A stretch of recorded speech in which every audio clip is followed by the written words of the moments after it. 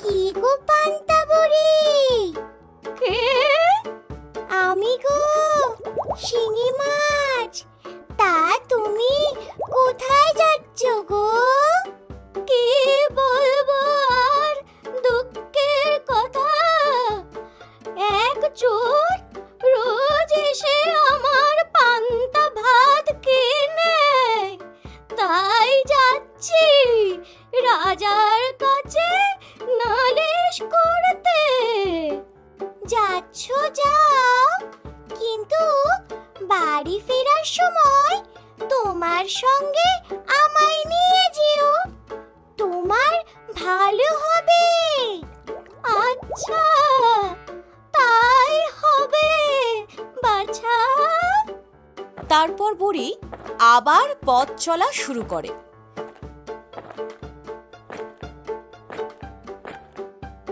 বেলতলা দিয়ে যাওয়ার সময় মাটিতে পড়ে থাকা এক বেল বলে, ও পান্তা বুড়ি, কোথায় যাচ্ছ গো? কে? আমি বেল, তুমি কোথায় যাচ্ছ গো? বলবো কি বাছা, চোর এসে রোজ আমার পান্তা ভাত খেয়ে নেয়। তাই যাচ্ছি রাজার কাছে নালিশ করতে।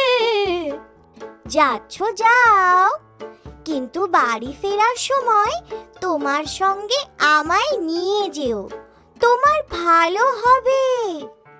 আচ্ছা, তাই হবে বাছা। তারপর আর কিছু দূর যাওয়ার পর বুড়ির সঙ্গে দেখা হয় গোবরের। হে হে হে পান্তা বুড়ি, চললে কোথায়? কে? ও গোবর। তা বাবা, আমি যাচ্ছি রাজার কাছে নালিশ করতে।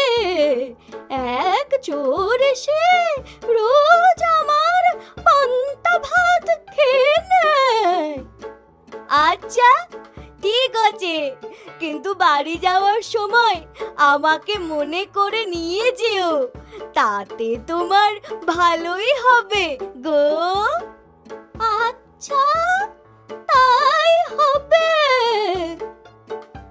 শিঙি মাছ, বেল, গোবর এদের সবার সঙ্গে কথা বলার পর পান্তা বুড়ি যখন প্রায় রাজপ্রাসাদের কাছে পৌঁছে গিয়েছে, তখন এক চাকু তাকে বলে, বলি ও পান্তা বুড়ি, যাচ্ছ কোথায়?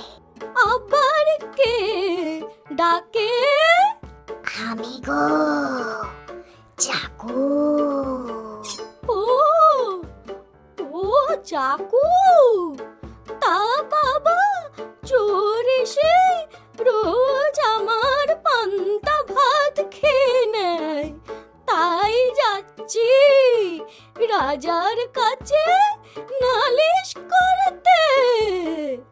ও, এই ব্যাপার।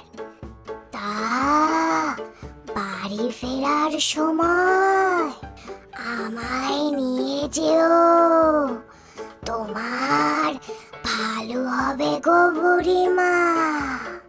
আচ্ছা বাবা। এই বলে পান্তা বুড়ি কিছুটা যেতেই পৌঁছে গেল রাজপ্রাসাদে।